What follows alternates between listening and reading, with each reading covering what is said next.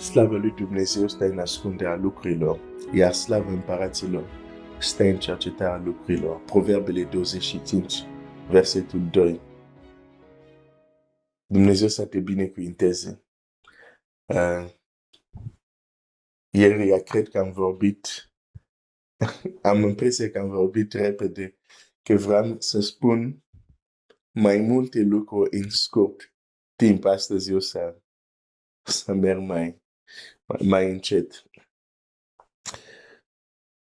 Vorbim de importanța de a cinsti ce trebuie sau persoanele care trebuie să le cinstim. Importanța de a înțelege că cel care poate ți este soțul sau soția sau copii sau părinți chiar sau prieteni, în același timp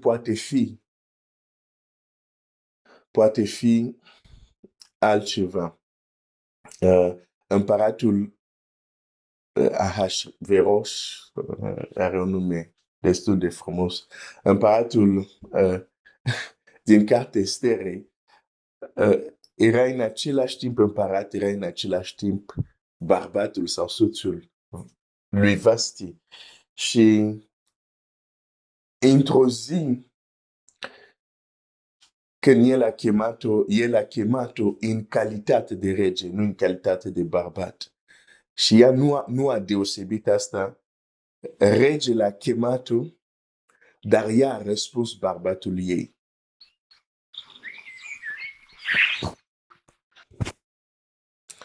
Și avem acest principiu în împărație care este foarte important.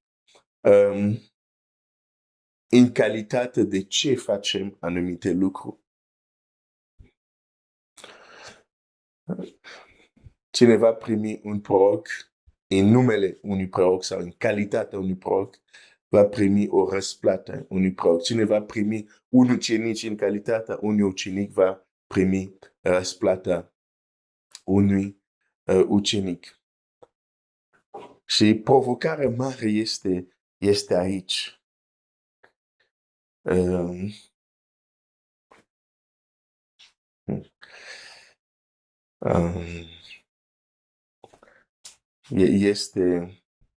Este aici și insist să vorbesc despre asta și o să arăt un alt exemplu, pentru că de multe ori singur ne închidem uși sau ne creăm anumite probleme din cauza ignoranței noastre.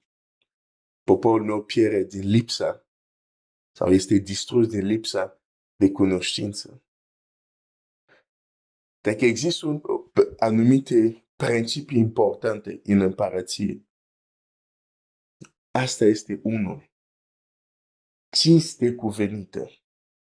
Începând, bineînțeles, la cinste care o dăm lui Dumnezeu.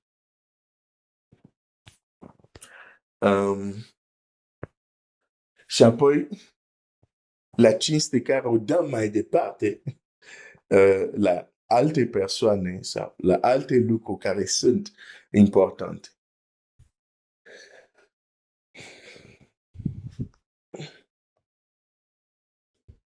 O să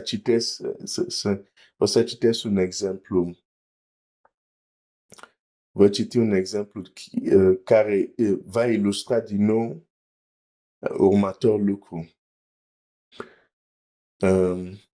Când ai de-a face cu o persoană care este multifuncțională sau are mai multe roluri, trebuie să fii foarte atent, pentru că e un lucru dacă îți vorbește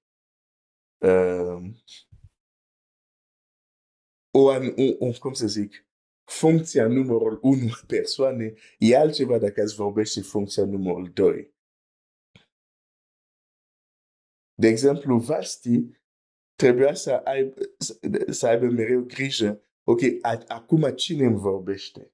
De exemplu, în relația ei cu împărat. Cine vorbește acum? Este bărbatul meu sau este împăratul?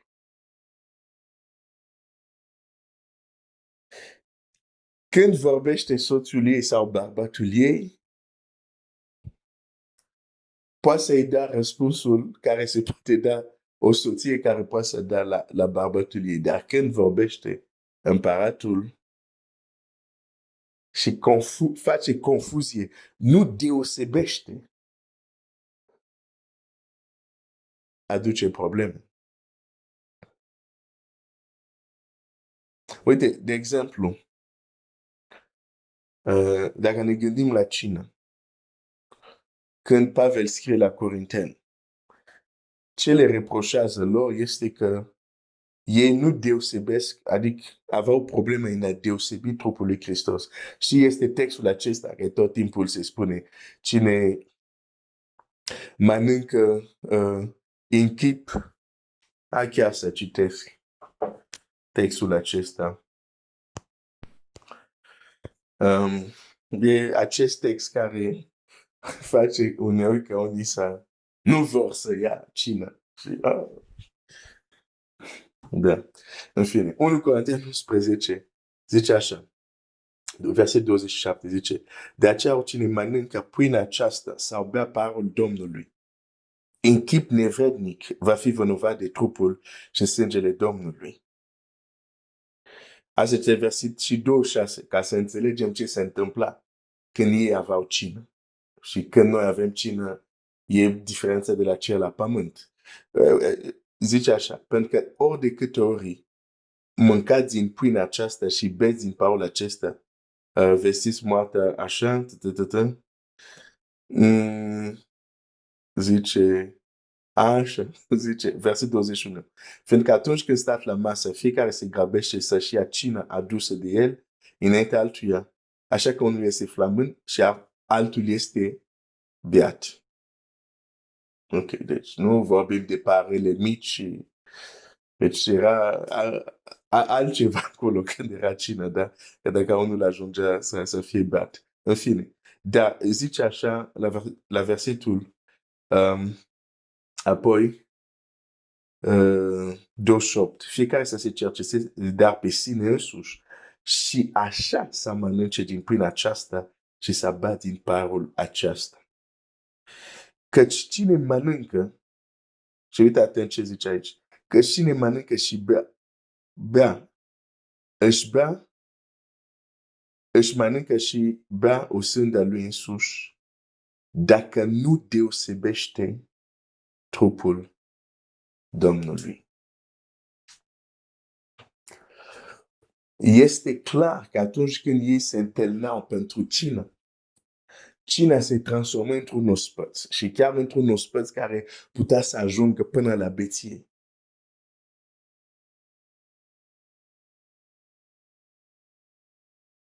Și Pavel vine și spune, nu e bine, trebuie să vă cercetați și așa să mâncați. Cu alte cuvinte,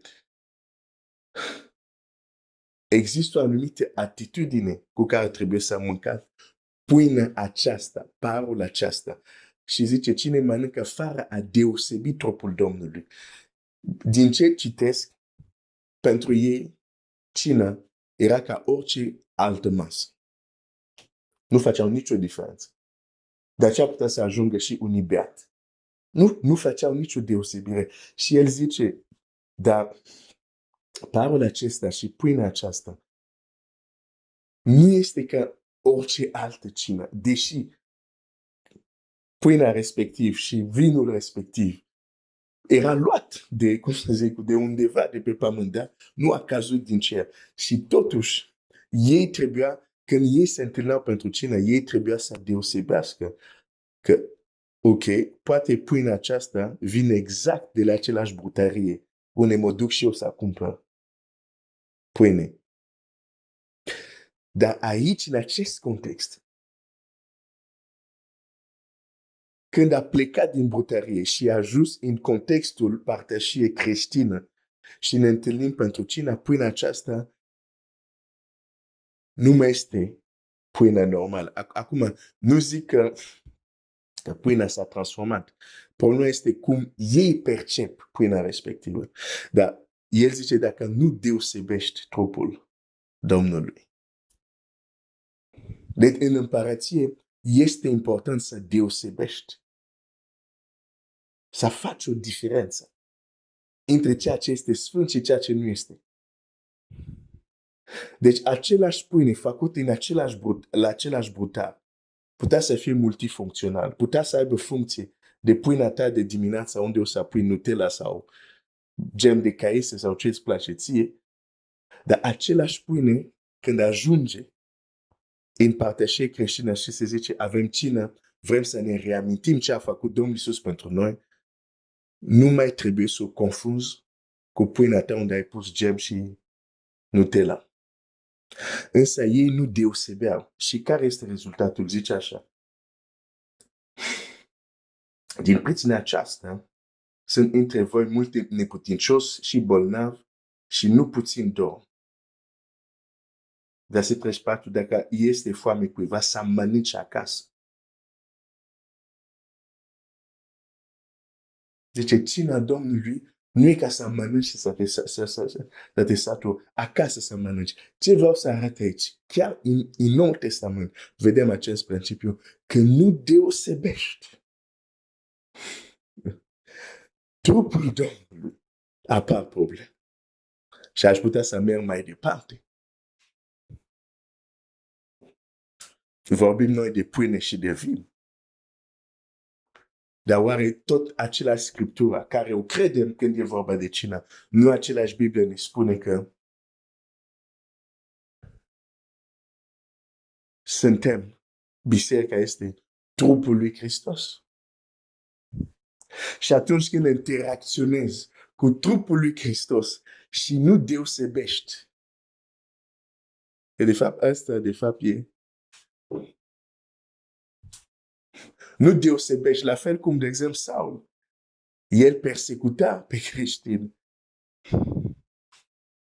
Până când Domnul Iisus s-a arătat, zice, Saule, Saule. Și el zice, cine ești, Doamne? Zice, sunt Iisus pe care îl prigonești. Și Saul nu s-a întâlnit niciodată cu Domnul Iisus până atunci. Dar Domnul Iisus zice, sunt Iisus pe care îl prigonești. El credea că punea în închisoare oamenii unor secte. Dar nu putea să deosebească trupul lui Hristos. Oare nu de aceea sunt mulți probleme și mulți... Pentru că nu deosebim. Vedem doar fratele, vedem doar sora. Dar nu vrem să vedem în el că este trupul lui Hristos. A deosebi lucrurile. Același pâine, dar e multifuncțional. Poate să fie pâinea ta de micul dejun sau să fie pâinea care reprezintă, care este trupul sau vinul și sângele Domnului pentru a împlini ce a zis, veți face lucrul acesta spre pomenirea mea. A deosebi. A deosebi. Și acum o să citesc un alt text din Vechiul Testament și o să închei. Textul care o să-l citesc acum e o extremă, știu, dar este scris în Scriptură. Și ilustră, arată bine despre ce vorbesc acum. Ieri am vorbit de faptul că se întâmplă contextul unde unii care chirmuiesc la un moment dat pot derapa, pot la un moment dat chiar face abuz și unii creștini bine intenționat rămân captivi și nu știu că au în anumite condiții dreptul de a fugi, de a pleca de un cărmitor care devine un fel de dictator spiritual, de tiran. Deci trebuie mereu un echilibru. când vorbim despre asta. În fine, textul se găsește în 1 Împărat 20. Zice așa, versetul 1 Împărat 20, versetul 35. Uite ce scrie aici. Unul din fii prorocilor a zis tovarașului său. Fii prorocilor erau ucenicii prorocilor. Și atunci înțelegi un lucru, nu deveneai proroci că te-a lovit un trăsnet. Erau școli ale prorocilor. Oare ce învățau acolo? E uneori bine să ne punem această întrebare. Că uneori, unii, și la început eu aveam impresie proroci, se trezea într-o zi, ok, a devenit proroc. În afară de unor excepții la care s-a întâmplat, cum este Moise, dar proroci aveau o școală, mergeau la școală, dacă vrei. Și participând la această școală a prorocilor sunt fii prorocilor. Ne? Și acum zice, un fi, unul din fii prorocilor a zis tovarașului său. Deci colegul lui de bancă, dacă vrei. Tovarașului său.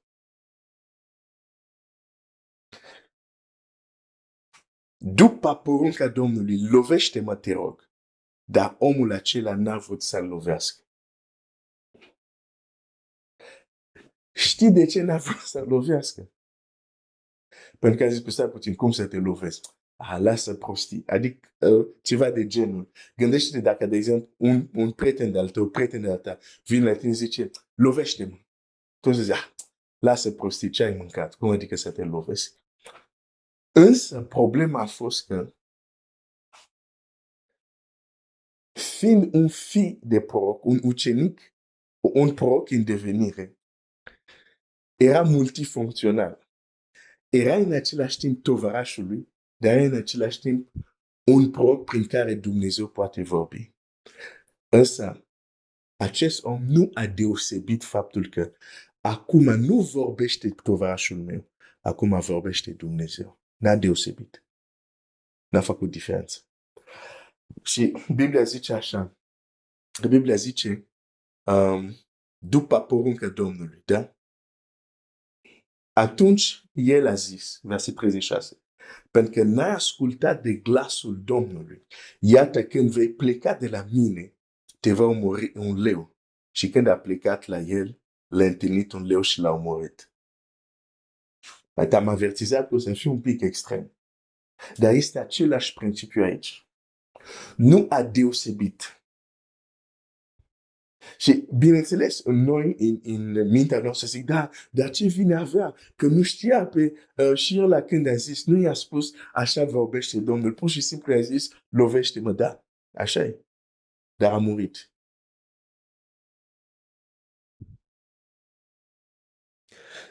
De aceea, sunt unii oameni, poate azi te întâlnești cu tovarașul tău. Și într-o altă împrejurare te întâlnești tot cu tovarașul tău, dar de fapt nu mai e tovarașul tău, e altcineva. E Hristosul din el. Să ai grijă.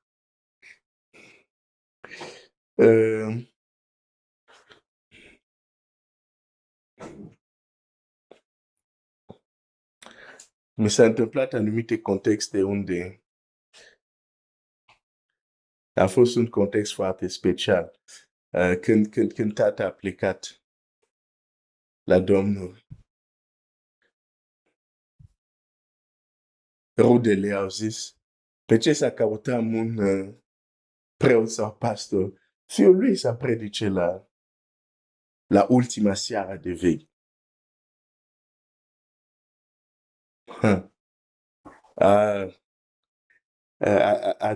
A fost o altă împrejurare unde am văzut ce înseamnă Dumnezeu să te întărească. Adică câteva zile plecase tata și acum în organizarea, să zic, ultima, să zic, seara de veche, trebuia să aduc cuvânt. Și nu am zis nu. Pentru că modul cum s-a întâmplat, am văzut că era mâna lui Dumnezeu. Pentru că toți au fost unanimi. Și în seara aia a fost foarte mulți oameni. Adică de obicei cum să zic, în Africa îți vin rude, îți vin... Bine, nu se întâmplă în Africa, se întâmplă în Franța. Erau mulți oameni, erau, nu știu ce să zic, peste 300 de oameni. Foarte mulți erau. Și, dar în același timp plângeam. Și ok, aduc cuvântul. Și am zis ok.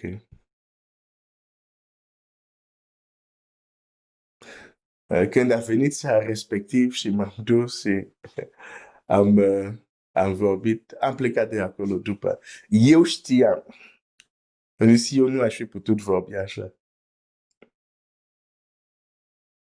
Și apoi, sora mea, mă cunoaște, vine și zice, parcă nu erai tu acolo.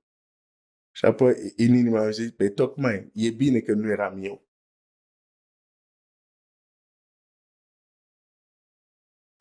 Pentru că nu eram eu.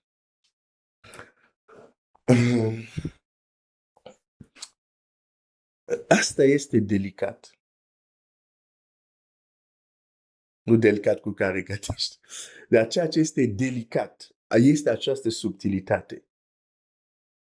Noi, dacă vrei, suntem ca și fii prorocilor și noi. Noi suntem acum ucenicii lui Hristos. Și trebuie să avem acest discernământ. Oare acum vorbește tovarașul meu sau acum vorbește Hristosul din el?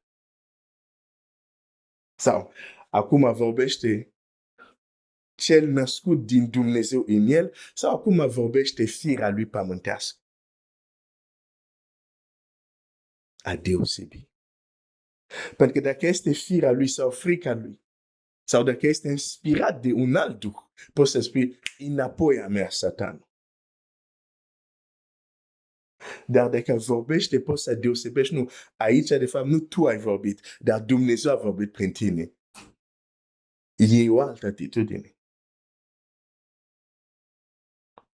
Există prin carismele Duhului, o carismă care se numește deosebirea duhurilor.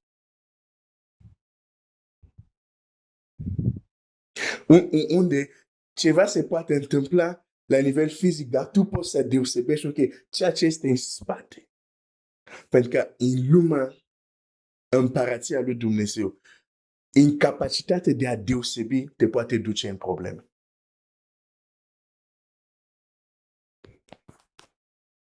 Vasti nu a făcut deosebire între bărbatul ei, care poate îl vedea în shorts uneori, și împăratul. Cel puțin în ziua aceea a făcut greșeală.